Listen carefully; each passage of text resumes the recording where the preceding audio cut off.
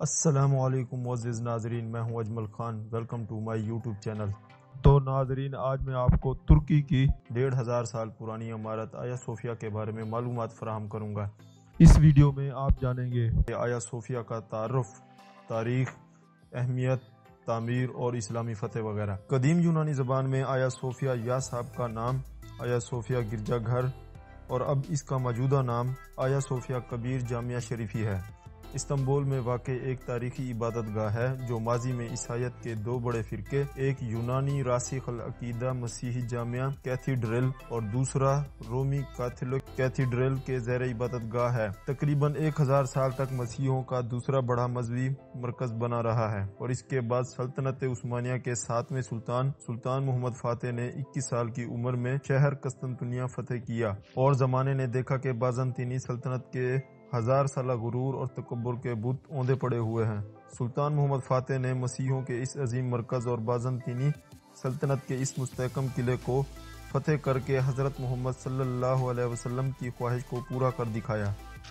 حضور حضرت محمد صلی اللہ علیہ وسلم نے اپنی زندگی میں فتح قسطنطنیہ کی خواہش کا اظہار کرتے ہوئے اس کے فاتحین کو جنت کی بشارت دی تھی۔ فتح قسطنطنیہ 1453 عیسوی سے لے کر 1934 تک 481 سال تک سلطنت عثمانیہ کے دور میں یہ عمارت مسجد کے طور پر بحال رہی۔ رومی شہنشاہ جسٹینین اول کے عہد میں اس کی سنہ 537 میں تعمیر مکمل ہوئی۔ اس وقت یہ دنیا کی سب سے زیادہ جگہ رکھنے والی اور پہلی مکمل محراب دار چھت رکھنے والی جائے عبادت تھی۔ اسے بازنطینی فن تعمیر کا نچوڑ سمجھا جاتا ہے اور کہا جاتا ہے کہ اس کی تعمیر سے فن تعمیر کی تاریخ ہی بدل گئی۔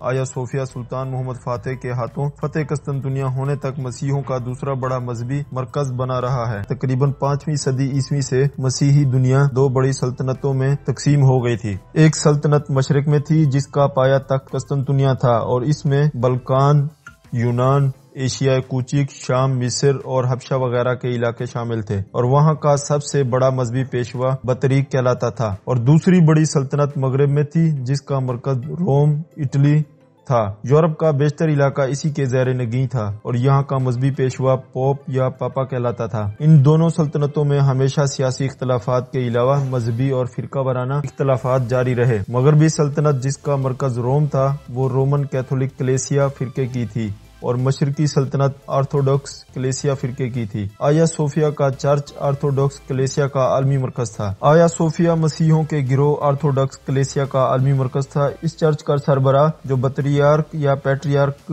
کہلاتا تھا اسی میں مقیم تھا، لہذا نصف مسیحی دنیا اس کلیسیا کو اپنی مقدس ترین عبادت گاہ سمجھا کرتی تھی۔ آیا صوفیہ اس لحاظ سے بھی اہم تھا کہ وہ روم کے کیتھولک کلیسیا کے مقابلے میں زیادہ قدیم تھا۔ اس کی بنیاد 3 صدی عیسوی میں اسی رومی بادشاہ قسطنطین نے ڈالی تھی جو روم کا پہلا عیسائی بادشاہ تھا اور جس کے نام پر اس شہر کا نام بیزنطیہ سے قسطنطنیہ رکھا گیا تھا۔ تقریباً 1000 سال تک یہ عمارت اور کلیسیا پورے عالم عیسائیت کے مذہبی اور روحانی مرکز کے طور پر استعمال ہوتی رہی۔ مسیحیوں کا عقیدہ بن چکا تھا یہ کلیسیا کبھی ان کے قبضے سے نہیں نکلے گا۔ اس سے ان کی مذہبی اور قلبی لگاؤ کا یہ عالم تھا کہ اب بھی آرتھوڈوکس کلیسیا کا سربراہ اپنے نام کے ساتھ سربراہ کلیسیائے قسطنطنیہ لکھتا آیا ہے۔ شہنشاہ قسطنطین نے اس جگہ 360 عیسوی میں ایک لکڑی کا بنا ہوا کلیسیا تعمیر کیا تھا۔ 6 صدی میں یہ کلیسیا جل گیا تو اسی جگہ قیصر جسٹینین اول نے 532 میں اسے پختہ تعمیر کرنا شروع کیا اور اس کی تعمیر 5 سال 10 مہینے میں مکمل ہوئی۔ 10,000 معمار اس کی تعمیر میں مصروف رہے اور اس پر 10 لاکھ پاؤنڈ خرچ آیا۔ اس کی تعمیر میں قیصر نے دنیا کے متنوع سنگ مرمر استعمال کیے۔ تعمیر میں دنیا کے خاص مثالیں استعمال کیے گئے۔ دنیا بھر کے کلیسیاؤں